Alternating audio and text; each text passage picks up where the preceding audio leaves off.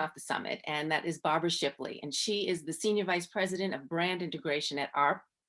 And the iconic brand recently wanted to shake things up a bit. And they really wanted to let younger generations know that they're not just your grandparents, for your grandparents anymore. And they did that. They really needed to, as Barbara will talk about, change their message.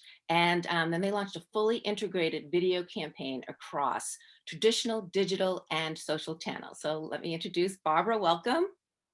And she is virtual, of course. So she'll be coming on, and as soon as she does, and then we'll get going with our questions. But as I said, AARP really wanted to change it up, and they're reaching this younger audience. And they actually started doing this before COVID, but then of course COVID hit. And so then they had to reach out again. And see, Barbara, I'm doing your speech for you. I know it so well.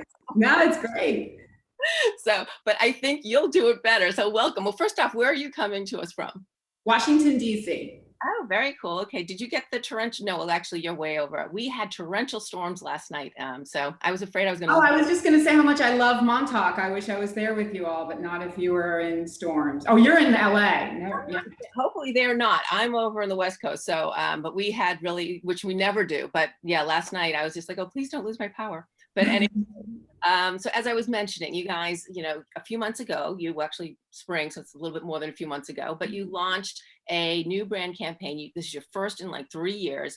Talk about that, sort of the background and the strategy behind the campaign. Was Wise Friend, Fierce Defender. Talk about that a little bit. Absolutely, thank you. And it's interesting to think about the people who have joined this session. It's hard for me to know how many of you know who AARP is or really think you know who AARP is. And I think that's actually one of the big issues and opportunities with managing this fabulous but complex brand. We have 95, 98% awareness. People really think they know who AARP is. We're over 60 years old. We're an important, iconic nonprofit. That surprises a lot of people. We were started, and we still are, a social mission organization.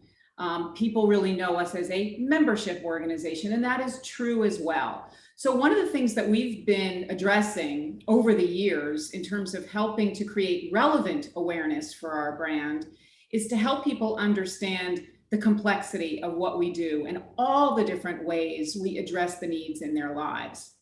So this notion of Wise Friend, Fierce Defender actually came up last year as one way, more than just a device. It's actually a bit of a positioning for AARP to show how we deliver personally for people the kind of products, the kind of programs, the information that you need as an individual, the kind of information your wise friend might make available to you because we know you and we understand what you're going through. But the other side of the spectrum is this notion of being a fierce defender. AARP is one of the strongest advocacy organizations in America. And this idea of fighting on behalf of people in ways that they can't address themselves is so core to our brand and so important to our mission and our value. So when we storm the Capitol, whether it's in Washington, D.C. or in your state capital, and we fight for legislation, and we fight on issues, and we try to make systemic change, that benefits millions, hundreds of millions of people. So this notion of fierce defender is really what we do on a broad scale, and Wise Friend is what we do more personally, recognizing you and where you are in your life. Well, and that's, that's a lot to get across in a campaign. And not only we're coming out of COVID, or starting to come out of COVID at that time when you launched earlier this year. Talk about that. You're not only trying to get past this pandemic, send this new message, and attract this new audience. So what were the challenges there? Absolutely. This new audience is, we're really focusing on Gen X and young boomers. We absolutely serve and support and focus on all people 50 plus. But for our future and for their future, people who are in that Gen X and young boomer actually need AARP in some ways more than they today know they do. So this campaign that we launched speaks to the idea that you could spend half your life after 50. think about that for just a second. It's about the longevity. For many of you, you are years away from 50. And I understand that, but you know people who are 50, and if you're lucky, you're going to turn 50. And if you're lucky, you're going to turn 90. And so this idea that people could live half their lives over 50 and want their health, their money, and their happiness to live as long as they do, that was the core principle. That was the moment when we landed on that, we realized, wow, we're really onto something here. And that's why you need a wise friend, fierce defender. So we launched this campaign with the line, the younger you are, the more you need AARP. And that's what helped us turn everything on its ear. A lot of people think that AARP is just for senior citizens, people who are retired. Well, retirement is changing so much. A lot of people aren't going to retire. And if they do, they're not going to retire in a traditional way, maybe the way their parents or their grandparents did. So coming out of COVID, the notion that the world had changed, AARP had to deliver some really important information. We found ourselves in a position, frankly, no one had ever been in, and especially AARP. The most vulnerable audiences to COVID were people that we serve. There was a lot of confusion, there was fear, there was chaos. As your wise friend, AARP became the source for credible, trusted, up-to-date information. So we shifted what we were doing. Lisa mentioned that this is the first new brand campaign we did in 3 years because we couldn't launch a campaign like this during COVID. We had a responsibility to launch advertising that would help deliver the messages that people need, tell them where to go for the information that they need, and let them know that there was somebody out there really with their back. So we actually executed a different campaign. And then when we started to see that maybe we were, Lisa, to your point, I'm reluctant to say this, but coming out of COVID, or that we were starting to look at a slightly different COVID environment, that's when we knew we were in a better place. We were also looking at what other brands were doing. I mean, I think that's why you all are gathered here for 2 days and why we like your organization so much. It helps us understand how different brands and marketers gauge the environment, figure out what to do. You know, this is many times more art than science, and especially in the world of COVID.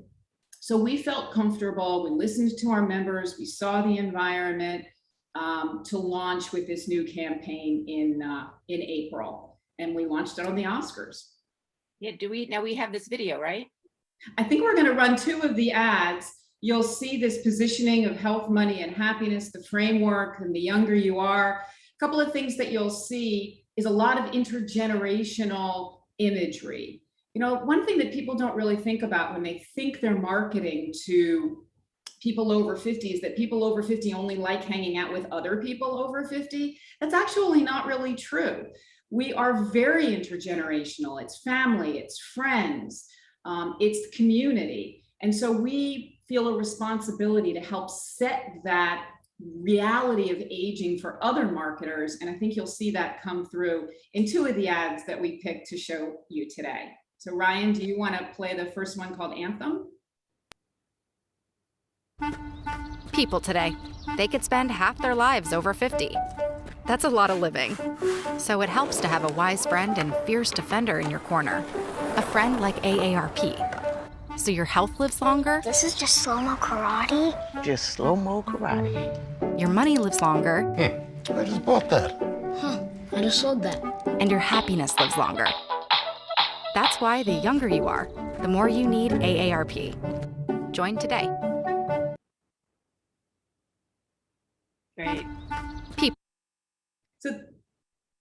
So the second ad is called Happiness, which is one of the most important parts of our framework. Ryan? People today, they could spend half their lives over 50. I get used to this. So it helps to have a friend in your corner. A friend like AARP. To help keep you exploring. Keep you involved. We did it. Yeah, we did it. And keep you connected. So your happiness lives as long as you do. That's why the younger you are, the more you need AARP. Join today. And we get so many comments on the nature of the ad. People just love how inspirational it is, how warm it is, in some cases a little bit quirky, because they feel like it's actually capturing who they are. One of the things that we get a lot of comments on is the gentleman who celebrates when he beats his neighbor outside playing chess. It's just, there's warmth to it. And the addition of the happiness component is actually where we saw the biggest results for this campaign. Yeah, and you can definitely see that in the music, and then just that it's quick. I mean, you really want, it's not that long story. And so I definitely think you're giving it that, bopping kind of feel to it. So, but you did, as you mentioned, you initially started at the Oscars. So, quite an event, but you launched across all the different channels. Talk about the different channels you used and, how they work together. What was the purpose for each channel in terms of maybe optimizing TV or vice versa? So we've been optimizing multi-channel, omni-channel, even channel-less in some cases for years. So when we actually produce, and I know most of your audience is doing the same thing, so there isn't anything revolutionary about this, but we moved away from sort of the 30-second spot and then just running the 30-second spot everywhere. In some cases, we actually think about the 6-second video before we even produce the 30. So we want to make sure that we have a lot of flexibility and versatility in our assets. So we were on linear TV and we were on connected TV. We've been on connected TV. Remember, we launched April 25th. So it feels like we've been at this for a long time, but it's really only been a couple of months. We also combined the launch with a very strong component on Twitter, and that really helped.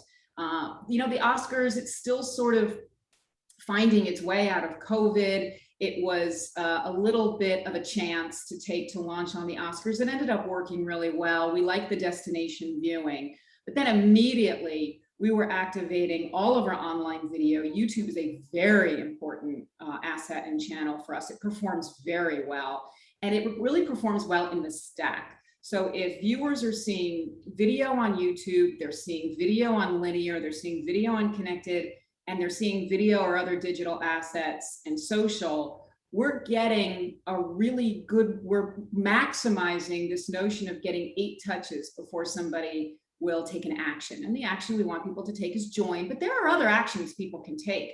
We want people to engage with our content, our value, our assets, our games, our brain health, our fraud.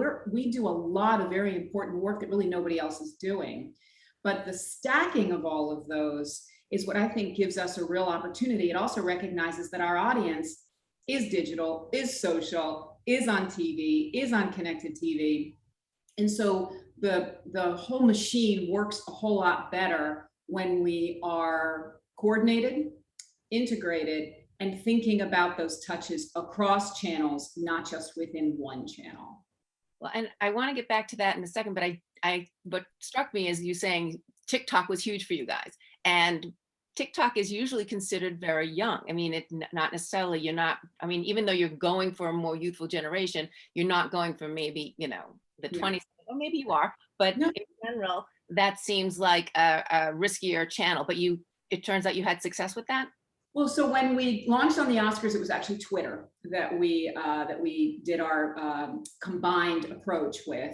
But something very interesting happened this summer on TikTok. I don't know if you're aware of this. Yes, we are focused on TikTok now. Let me start there. We do a lot of research. We're constantly looking, sort of like this constant sonar out there to see where our audience is going and what makes the most sense for us. And not everything makes a lot of sense. But TikTok started to really pop. So we started looking at TikTok, we started analyzing the data, we started thinking about the right way for us to show up. And then in July, this guy, Zach, caught lightning in a bottle. He is a TikTok influencer. He helps his audience figure out how to save money. And he posted a couple of videos. We had nothing to do with it, I have to be honest with you. We saw it the same way everybody else saw it. And he posted videos about how you don't have to be 50 to join AARP. And joining AARP, when he did, he's in his early 40s, saved him so much money. And he was able to go through, because benefits are an important reason why people join. It's not the only reason, but he started in this really credible, fun, authentic way, telling his audience about how much he saved by being an AARP member. And within several weeks, we had 100,000 members based on that, additional members based on that outreach on TikTok. So we were already building our TikTok plan. So in a way, it just kind of helped us think a little bit differently about TikTok. But yeah, he really tapped into something. And yeah, you don't have to be 50 to join AARP. And it just shows how it's important to really keep track of what is happening socially, so then you can then build on that. And then you talked about the stack in terms of, so what was your KPIs in terms of what were you really looking at to find that success? So we have gotten very good. We haven't mastered it yet. I don't know if anybody in your audience has fully mastered it yet, but we have gotten much better at thinking about a customized full funnel approach. And again, because we're a social mission organization with a membership, we are in the commercial world, but we're a nonprofit, very complicated brand. But we measure top of funnel primarily, even though we do want to make sure that we are recognizing a full funnel journey. So our major KPI for the brand campaign, which is what we're here to talk about today, is brand equity. So we subscribe to the gold standard brand equity tool that's out there that many of the brands assembled here probably also subscribe to. And every quarter we measure the extent to which our campaign is moving perceptions of brand equity, which is in 3 areas: quality, familiarity, and consideration. We are focused on people in their 50s. That's the Gen X and young boomer audience. And we're also focused on people who aren't yet AARP members. So we are really clear on who we're talking to. Now, this is not a small segment. We are talking about tens of millions of people. And the more we segment them, that's where digital and social come into play. But with our mass channels, we know that we want to reach this Gen X and young boomer audience with this very engaging intergenerational message that kind of opens their eye up. This line about the younger you are, the more you need AARP has stopping power. And it's making people really think about this way they want to live their lives and the way they want their money, health, and happiness to live as long as they do. So the KPI for us is brand equity, but is specifically the ability that these ads and all of our assets have to change the brand perception among that audience, people in their 50s who are not yet members of AARP. And we saw some record-breaking results with this particular campaign. And in particular, it's the happiness message, which is one of the reasons why, of the variety of ads, I did want to show the anthem ad and the happiness ad. Let's go back to COVID for a minute. I think that was, I'm going to give us some credit here. I'm going to give my team some credit for recognizing that it wasn't just money and health. This notion of happiness, the connection to community, the people you care about, those intangibles have always been important, but coming out of COVID, they are so much more important. And that is an ageless reality. That is a universal truth. And we pushed, I remember pushing to make sure we could get that happiness message in there, and it became a budget issue and a timing issue. And I said, we are not going to market without the happiness component. And sometimes it's good to be good, and sometimes it's good to be lucky, and maybe we were both. But that happiness message is what is really taking this to the next level. So when we compare those brand equity scores among that audience that I said, the people in their 50s, we are seeing increases, double-digit increases, which we've never seen before. 10, 12, 15, as high as 16 points. We are also seeing engagement going up as a result. So we created a landing page, aarp.org/wisefriend, specifically for the campaign, and it is driving much more traffic to that landing page to learn more about how AARP helps deliver on that money, health, and happiness promise. So the KPI, we have delivered hands down a lot more than we thought. Now what we have to be careful of is not reaching fatigue with the campaign.